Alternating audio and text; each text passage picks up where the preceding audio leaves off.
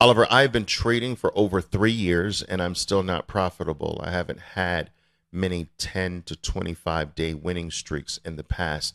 I'm discouraged. All right, Joseph, I understand discouragement. Trust me, I understand it first um, hand.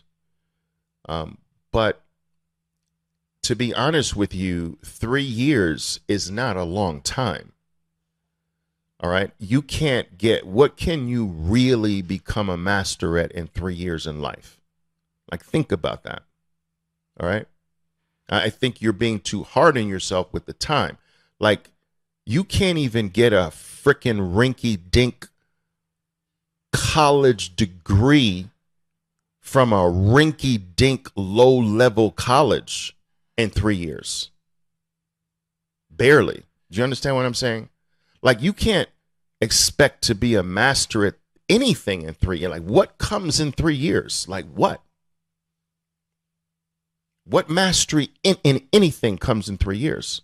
You're not going to get it in 3 years. Now, what you may be saying is that, okay, Oliver, I'm not necessarily looking to be masterful in 3 years, but should I be better than I am? That might be possible.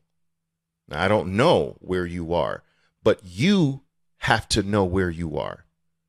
And so the way you do that is what I explained to you. You've got to start taking 20 trades at a time, and you divide the winners from the losers, right? You take the losers first. You start off with the biggest losing trade of your 20 trades, and you've got to go inside of that trade, and you got to find out, why was this trade the biggest loser? And was it conducted properly? And you got to break it down. Was the trade, should the trade have been a trade? Meaning, did I identify an opportunity, or was this a mistake? And it wasn't an opportunity. And you can't judge that by whether the trade's a win or a loss. That doesn't give you the answer.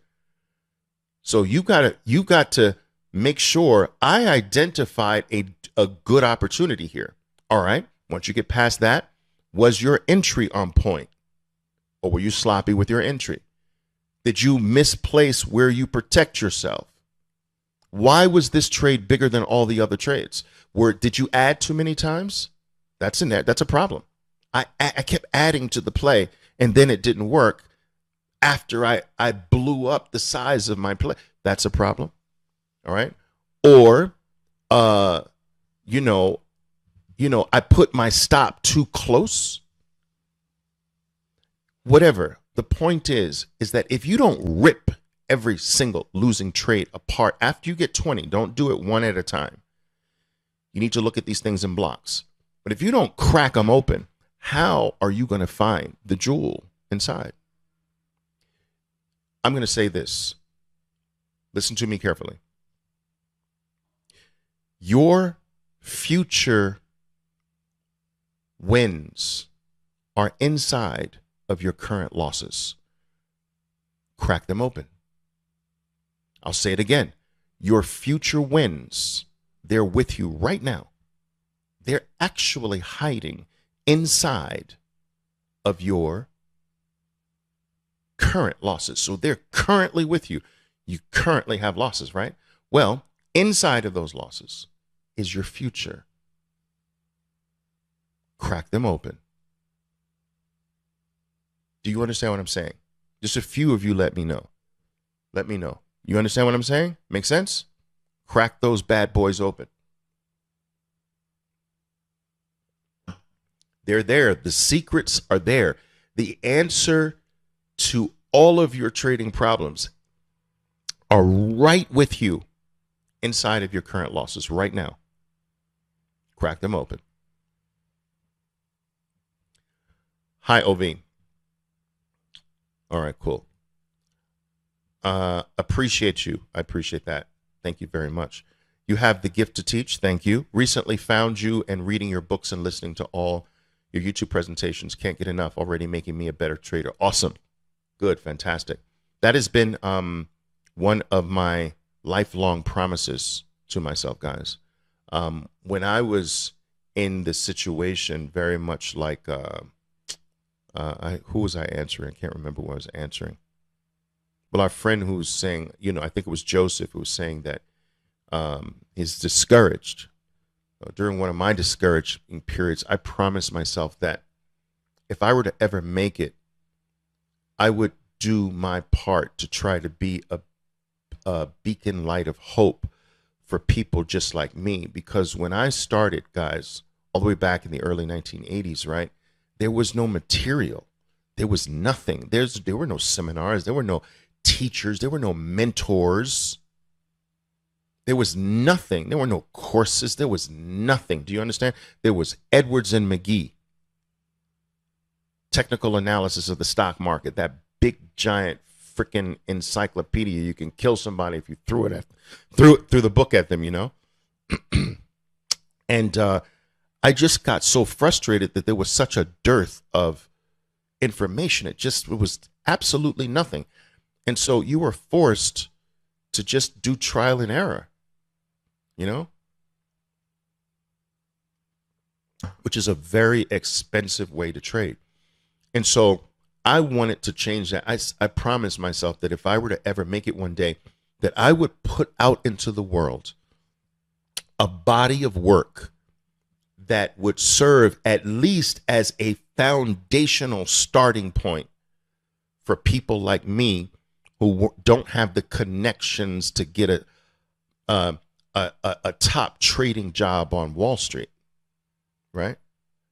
So that's what this channel is all about, guys. Every single day, a piece of content that's designed to touch upon one of a variety of different things, whether it's psychological fortitude, emotional fortitude, raising your level of market sophistication, about how markets operate, work, tactics, strategies, protection, everything. And so that's why I do this. I'm keeping my promise. All right.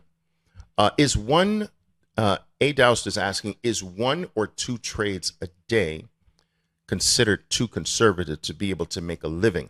Well, making a living is very different from training. You need to up your activity if you're going through training, right? You can't become good at something doing it once or twice a day. It's just not going to happen. All right. You need tens of thousands of trades under your belt. Do you understand this? And your progress is like a clock. Tick, tick, tick, tick, tick. But it stops. So when is your progress clock is ticking at times, and then it's not ticking at times, which means you're making no progress. So the only time you're making progress is inside of a trade. So the moment you get into a trade, tick, tick, tick, tick, tick, you're making progress. The moment you exit a trade, there is zero progress being made. You can study charts. You can look at the bars go up and down until you go blind. You can read books. You can even read my books. You can read articles. You can go to trading shows. You can study for hours upon hours. There's not a single extra tick being made. There is zero progress. There is zero progress in reading, zero progress in studying, zero progress in courses, even mine. Yes, zero progress in books, even my books. That doesn't mean don't go buy them. Let's not go that far. But what I'm saying is all of those things are locker room talk, right? It's locker room preparation, but it's not the game on the field. Reading a book is locker room. Using a sports analogy here, right? You're in the freaking locker room with the coach.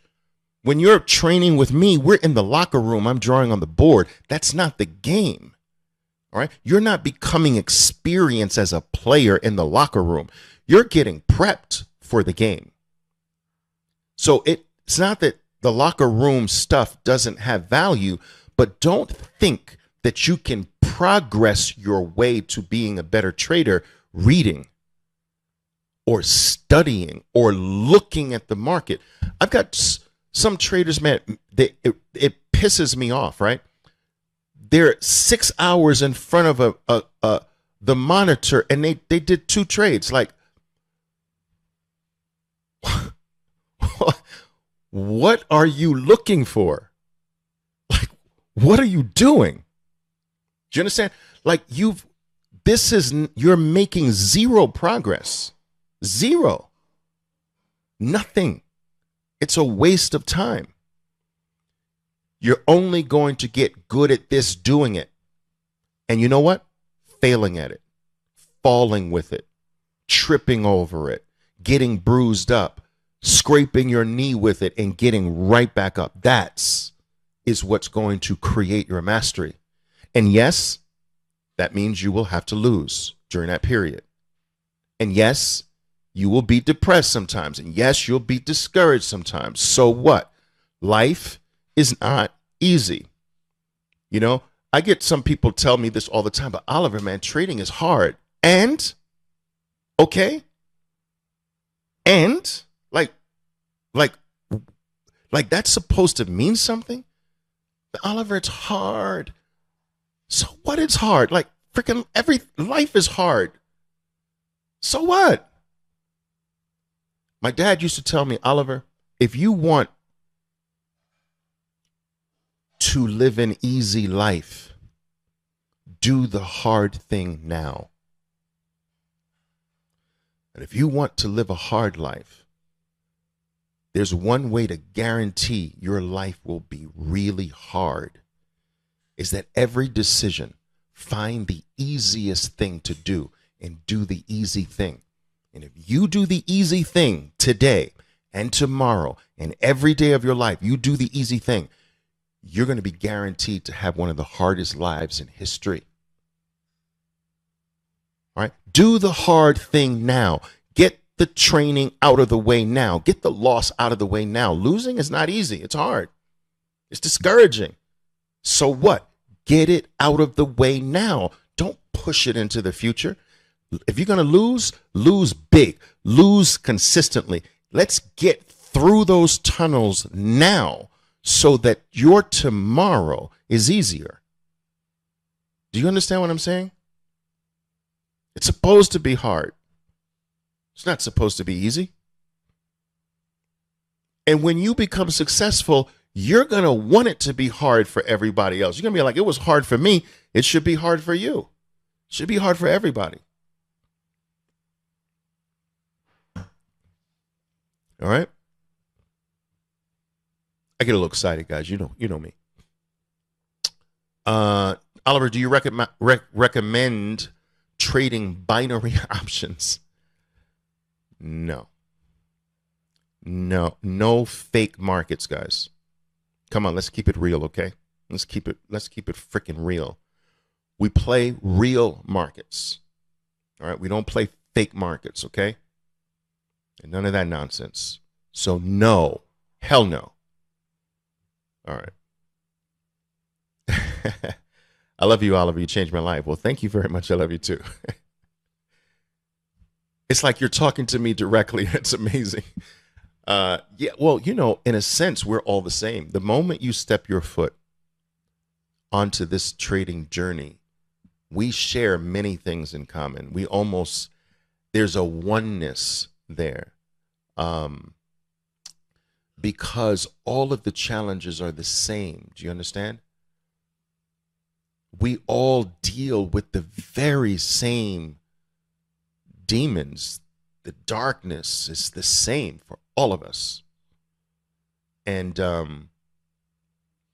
but it's so still unique.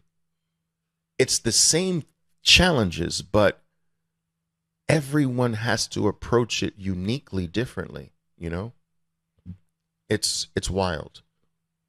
It all depends on what you bring to the game. What luggage do you bring? What baggage do you bring? We all have baggage, and we bring this baggage to the market.